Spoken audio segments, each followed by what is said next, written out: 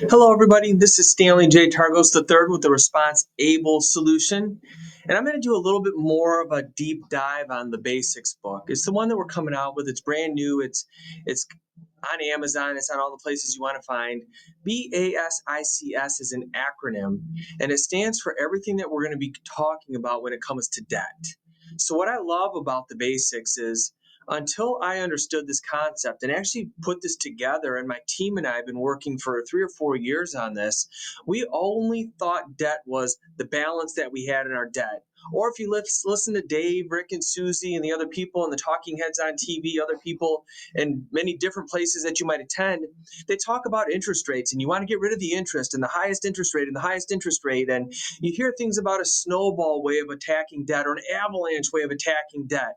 What do all those mean? More importantly, which ones are the most relevant for you and for your situation? The truth is, every situation that I've seen in the last 15 years has been different. I've never seen two scenarios that were exactly the same. And if that doesn't say something, it says everybody's different, everyone's unique. Everyone deserves to have a custom strategy.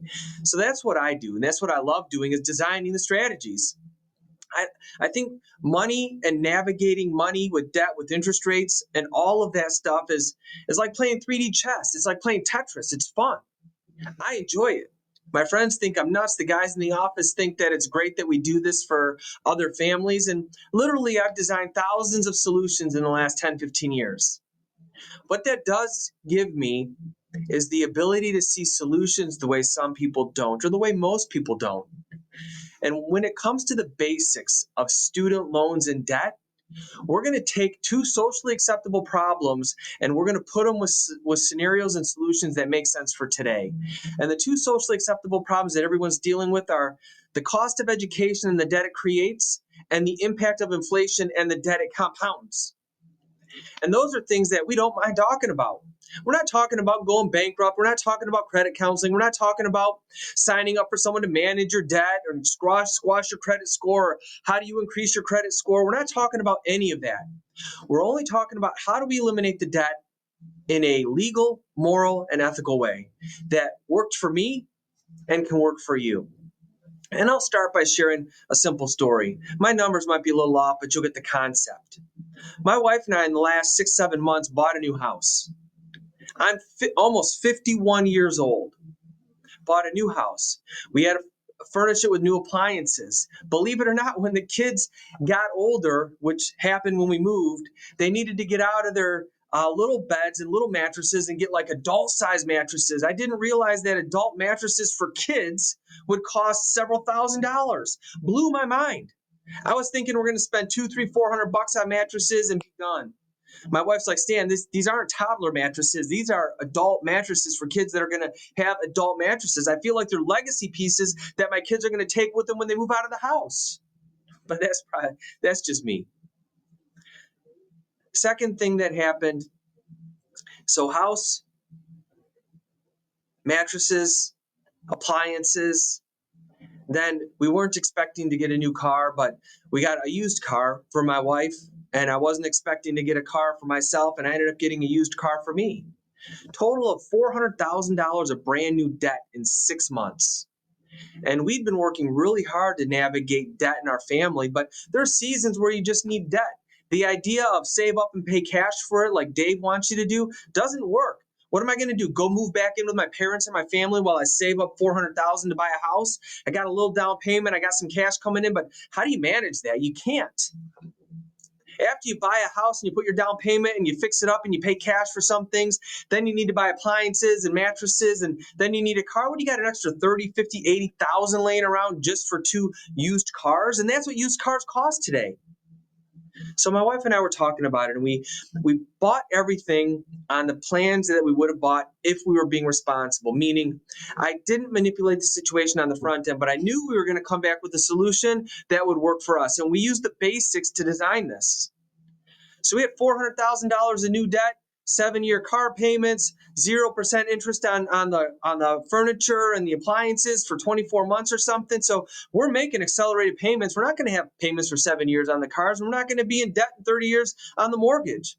But if I only look at the balance or the interest rates, how I pay it off has a significant impact on the availability of me to maintain, keep, and control money in my own economy. What I don't want to do is give away all my money to everyone around me and never have cash on hand. So if I only focus on getting out of debt, I'm not enjoying life. And I'm not enjoying the life that God designed me to have. God didn't design me to have a life that was enjoyed by eating ramen noodles and putting vacations on hold and not celebrating my kids' life events because all my money's going to pay debt. That's not balance. That's almost materialism. Sacrificing the joy that my family needs because my idol is getting out of debt. That's a crazy thought, isn't it? But that's how many people live. And it's not wrong, it's just they don't know any better. And the truth is this: my father in law, Len, shared with me people make the best decisions with the information they have at the time. But if I give you better information, you might make better decisions moving forward. And that's what we're hoping to do today. So let's unpack the basics of student loans and traditional debt so that we can put a plan in place that helps you get out of debt the same way it helped me get out of debt. And by the way, my wife and I were spending almost $1,200 to $1,600 a month extra on all of our debt. We would have been out of all of our brand new debt in about 17 years, which she thought was really good, and so did I. Until I ran the scenario, the forever debt freeway. We're out of our two little credit cards and the appliances and the mattresses in under a year. We're out of her car payment in 19 months. We're out of my car payment in 37 months. We're out of the mortgage in 9 years and 8 months. And the day we're out of debt, we're not jumping up to reach bottom. We actually are sitting on a very healthy safety net, emergency fund, capital storage vehicle that allows us to buy the next things we're going to need to buy. I have a daughter who's turning 15. I got a son who's 13, a daughter who's turning 10, which means in the next 6 to 8 years, we're going to have to buy 2 to 3 more cars. We're going to have to fund college, which means the reason most people don't ever get out of debt is because life continues to happen while they're striving to get out of debt. So it's managing these things with grace. That's what we love doing. So let's talk about B. B is balance. And the truth is, most of the time we're going to attack small balances first. But when I think about the balance on how your debt goes, I want to ask you 3 questions. Is that balance growing? Is it level? Or is it being paid down? Because that tells me a lot about how that credit is being used. We don't always have the ability to pay cash for stuff. But is that balance something that we're paying off every month for what we're using, but it still maintains a balance from the past? Is it something that's growing, which means we're not making enough money to make it work, but it's there and I'm grateful it's there? Or is it something that's shrinking? And if you got 3, 4, 5 credit cards or something like that, and they're all in different positions, I just want to know how you're using them so I know which ones are important that we can eliminate first, which ones you're still using, which ones you need, and which one the safety net is. Because if you have debt, you probably don't have an emergency fund, which means we need to build that emergency fund while we're eliminating debt. And until we have the emergency fund, one of those cards we're going to pay down and we're just going to sit in the sock drawer and set it aside just in case. Because when life happens, we need to have a solution and a safety net. So we take a very common sense approach to this stuff. It's actually pretty fun. A is active economy. And the active economy is what's going on in your world right now. I just shared with you, we just moved. We needed to buy appliances. We needed to buy mattresses. We needed to get a car. We needed to get a second car. I'm going to need another car in about 12 to 18 months. It might not be a $30,000 used vehicle, but even a $6, $10, $12,000 vehicle, that a safe, good vehicle that my daughter can drive in, is not going to be chump change. We need to take vacations. My kids want to do sports and activities. We got camp. We want to go to Florida. We want to enjoy stuff. What are we doing? What's happening? We need an addition. We need a pole barn. All the things that we need to do. That's our active economy. How's it working? Sometimes I'm in a season where I don't have a lot of extra stuff happening for a 6 to 18 month window, and then I can be real aggressive building a savings and paying down debt. But if I have to be prepared for life the way I need to be prepared for life, it's super important that my debt plan, my forever debt-free plan, the responsible way, works for me during the season I'm in. You might have college coming down the line. You might be paying for private school, travel activities. You might have a big medical expense. I just spent $6,000 on lenses for my eyes. At 50 years old, I had cataracts. I wasn't expecting to spend $6,000 on eyes. Thank God. I'm so grateful God gave me what I needed to make it happen without being a burden. And I'm grateful for that, because 2 years ago, 5 years ago, 7 years ago, when all my money was going on the Dave approach to get rid of debt, I wouldn't have had $6,000. I would have opened a new care credit card to do that, which would have compounded the problem. So balance, active economy. S is your supercharged saving strategy. What are you earning in the side account that you're saving in to help offset the cost of the debt? People don't know about that. That's just not a factor, balance and interest rate that you pay. It's what are you earning on your savings? And are you earning? If you can earn 4% in a side savings account, that might not make a net wash on what you're paying on your credit card or your auto loan, but it certainly makes an impact and gives you the ability to get out of debt quicker.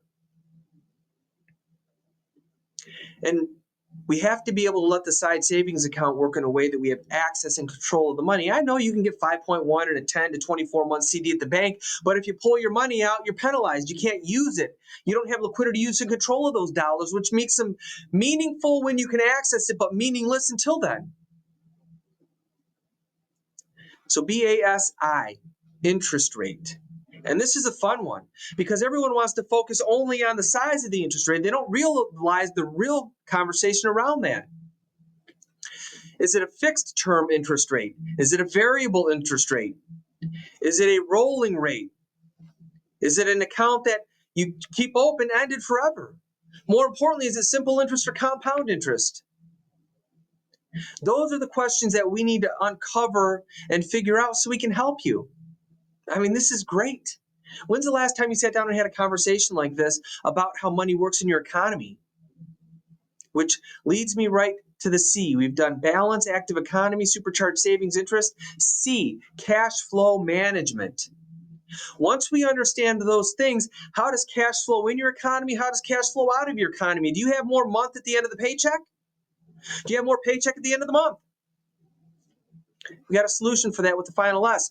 But the cash flow management that we deal with really helps us organize things so that we're at the center of the solution instead of Visa, MasterCard, Sallie Mae, the mortgage company, the auto loan company, Care Credit. All those people want to control everything that you do, which forces you to give up control of your cash flow management. You get a tax refund, you're funding a 401k, payments come out automatically. You don't have choices. You work just so money can be there when the money needs to come out. Think about this in the cash flow management side of things. If you are working hard for your money, you put the time in, you put the energy in, you put the talents in, you did it. Shouldn't you have control over your money and be in first position of your money? But most people aren't. Think about this. You work hard to make your money even before you see money that you have access to spend to put food on your table. You pay taxes. And if you get a tax refund, you're paying more than you need. You fund your 401k. Even before you see the money, it goes to your future self, which is better than not saving anything at all, but it's not the best. You get your mortgage payment, your car payment automatically taken out on the 1st and 15th when you get paid. You then pay on the credit cards automatically, and money has to be there for it. Finally, you might be in a position where you can access your money to go put food on the table for your family. You're in 5th position on your own money. And when I realized this, it really opened up the door because I realized that most people have discomfort about money because their goals and their priorities are not in alignment with how their money's working for them. But if we come in and organize things so that you're in first position on your money and everything else happens next, you actually have peace, comfort, security, and contentment. It's almost like the fruits of the spirit bombard my bank account. I love that because I want the fruits of the spirit. And if you have more month at the end of the paycheck, this is where the last S comes into play. Side hustle. What's your side hustle income plan? SHIP plan. Can you right the ship? Absolutely. What's a side hustle? A side hustle is maybe you need to work overtime. Maybe the kids in the family contribute X amount for stuff. They help pay for their auto insurance, their car payment, gas in their car. And if they're not doing that, they should be doing that anyways. Maybe a spouse goes back to work. Maybe you get a second job. Maybe you're dashing or Ubering or something like that. Side hustle, a gig. What are you doing? Sometimes you need to have a side hustle that lasts for a season, 2, 4, 6 months, because you only have a 3, 4, 6,000, $8,000 gap that needs to be filled to make everything else flow smoothly. Sometimes you need a side hustle for a long season, 2 years, 3 years, 4 years. Sometimes a side hustle is going to be until you retire because you're 55 years old and you only got 12 years. That's okay. That's not bad. Don't be embarrassed or ashamed. There's no need for that. This is, what are we doing today to solve the problem today so that we can enjoy tomorrow? Not how do we procrastinate making decisions so that we're constantly living in poverty compared to what we could be living in. And not everyone has the ability to be a millionaire, multimillionaire, but everyone has the ability to be the best they can be. That's what we're doing at the Responsible Solution with Forever Debt Free. So in the book, go get the book, go use the QR code, go request a conversation. I would love to help you. If I'm so overwhelmed, I've got a team of people that are trained that can come and design a solution for you at no charge. You paid to get into debt. You don't need to pay to figure out how to get out of debt. I hope this is valuable. I hope this helps you. I look forward to seeing you soon, and I hope that God blesses your journey. Thank you.